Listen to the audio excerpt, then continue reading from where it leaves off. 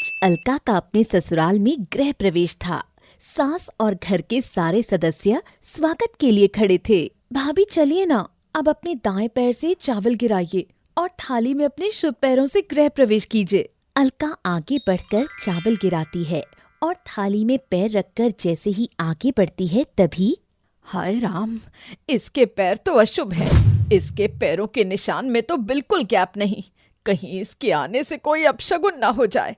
अरे मम्मी, तुम ये क्या बोल रही हो? ऐसे खुशी के मौके पर कोई ऐसी बात करता है क्या? भाभी आप अंदर चलिए, मम्मी की तो आदत है इन सब बातों पर ध्यान देने की। अलका समझ गई थी कि उसे सास चाहे जैसी मिली हो पर ननद उसको अच्छी मिली है।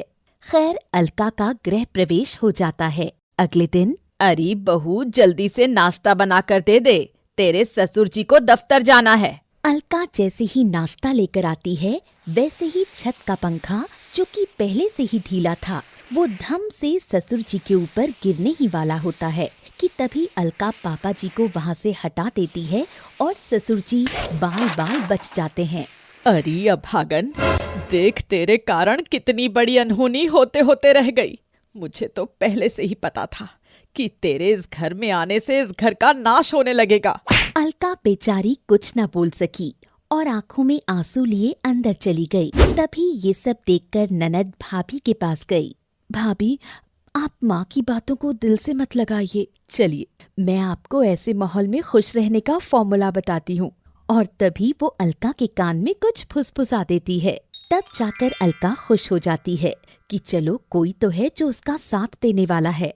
पड़ोस की बहू, जिसे दूसरों के घरों में आग लगाने में बड़ा मजा आता था, जब उसने सुना कि पड़ोस में नई बहू आई है और उसकी सास उसे अशुभ मानती है, तो उससे रहा नहीं गया। वो सोचने लगी, चलो आज जाकर आग में घी डालकर उसे भड़का कर आती हूँ। और वो अपना हेयर स्ट्रेटनर लेकर पहुँच जाती है अलका के घर। नमस्ते माँ जी, मैं निहारिका, आपकी सहेली की बहू। हाँ बेटा, नमस्ते।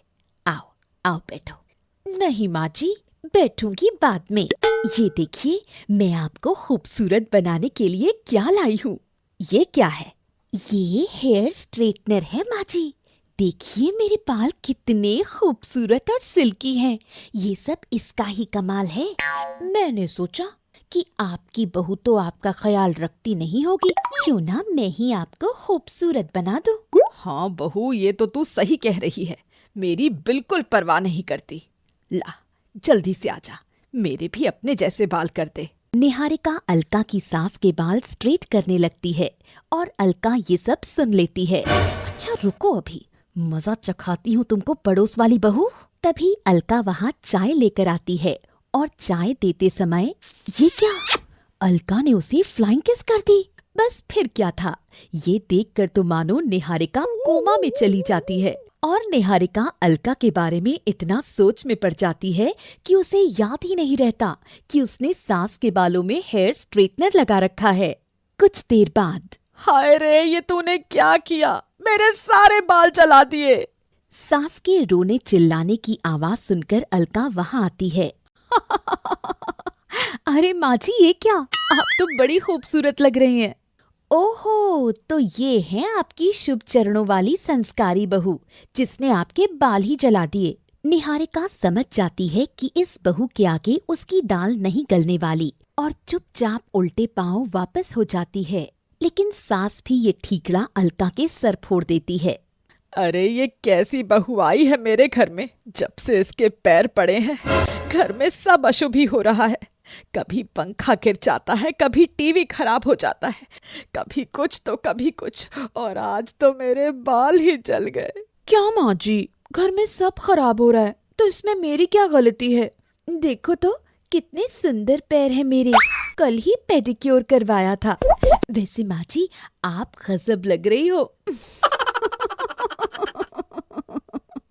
सास बेचारी एक तरफ बाल लिए अपना सा मुंह लेकर बैठी रही। कुछ दिन बाद अलका के पिता, जो कि सरकारी कृषि फार्म के मैनेजर थे, उनका रिटायरमेंट हो जाता है। अलका उनकी इकलौती बेटी थी, तो वो अपना बहुत सारा पैसा अलका के नाम कर देते हैं और उसके ससुराल बहुत सारे तोहफे लेकर पहुंचते हैं। ये सब देखकर सास का मिजाज अब बदलने लगता है।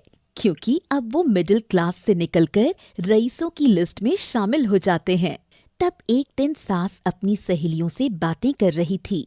अरे मेरी बहू तो लक्ष्मी है, इसके आते ही मेरा घर तो धन धान्य से भर गया और मेरी इतनी सेवा करती है कि क्या बताऊं। मेरे तो भाग्य खुल गए ऐसी बहू पाकर।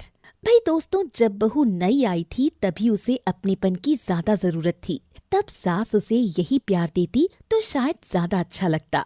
गाइस, क्या आप भी शुभ अशुभ पैरों को मानते हैं? अपनी राय हमें कमेंट करके जरूर बताइए और अगली कहानी देखने के लिए सब्सक्राइब कीजिए, घंटी को ऑल पर कीजिए।